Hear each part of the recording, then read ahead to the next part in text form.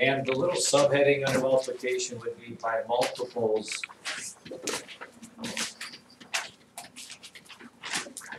of 10 or 100.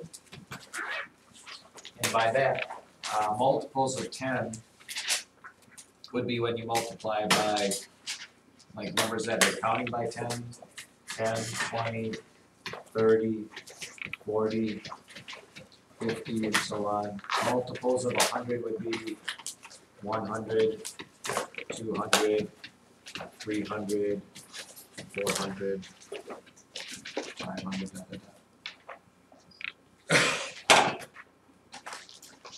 And the basic gist of this is, if you can do single digit multiplication, you should be able to multiply by any of these numbers. For example,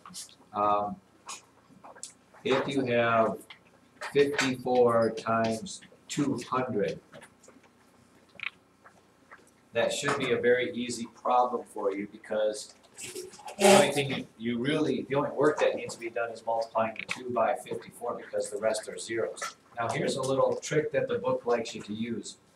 If you have a number that ends with zeros, one way to think about it, and you probably did this last year, when you write the problem down, the book calls it, I think, hanging out the zeros, which means anything that ends, any of the zeros kind of gets stuck on the outside over here.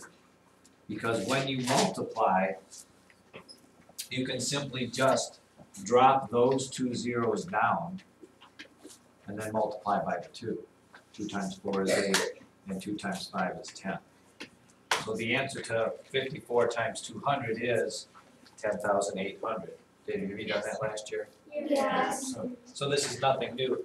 And, don't let it confuse you if it's 200 times 54, because of what property of multiplication you can flip those around. Remember what property of multiplication says you can move things back and forth, Kate?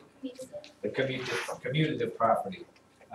So the nice thing about that is you can really multiply by some big numbers. For example, if you have 7 million times 832, the same rule applies. As long as these are all zeros here, if I'm doing this problem, I write it out as 832 times 7 with these 6 zeros stuck over here, which means in your answer you're going to have those 6 zeros drop straight down, and then you just need to multiply by the 7. 14, 21, 22, 56, and 2 is 58.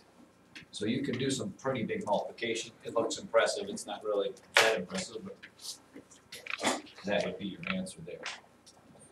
If you're multiplying just by tens or hundreds, it's pretty easy because you just add zeros. For example, 63 times 100 really should be mental math for you. Why is that? Because 63 times 100 is,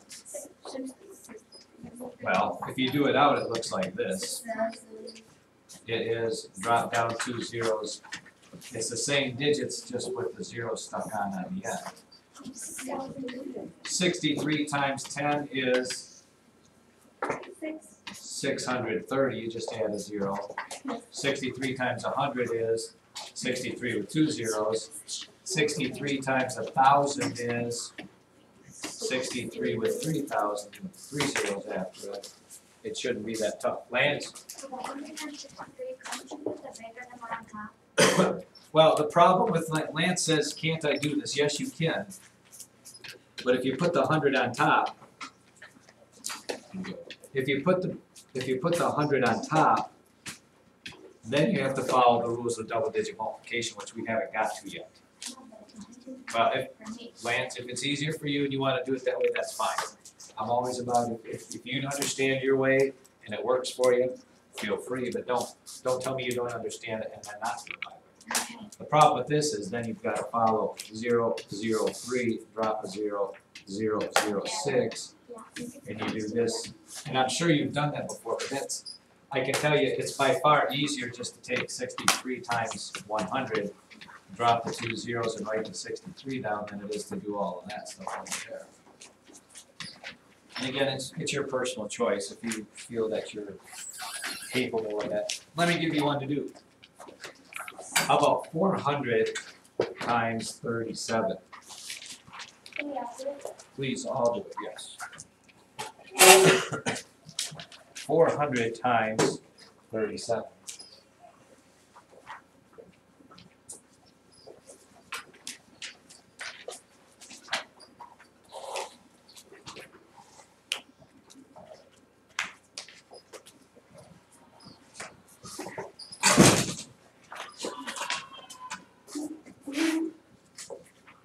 Times 37, Allison, you got?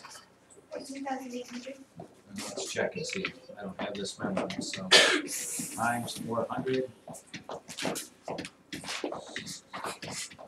14,800. How about one more? What about, let's do a money problem. $2.35 times 300. Done the same exact way, you just need to make sure that you make your answer in dollars and cents. 235 times 300. I can't do it.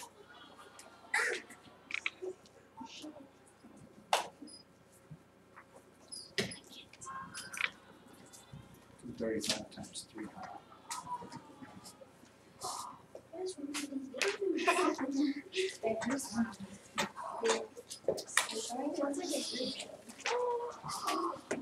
Did we get an answer out there mathematically? Megan? $705. Well, let's check and see. So 235 times 300, bring down those zeros. 15, 9, 10, 1, 6, 7 dollars and cents. You are correct.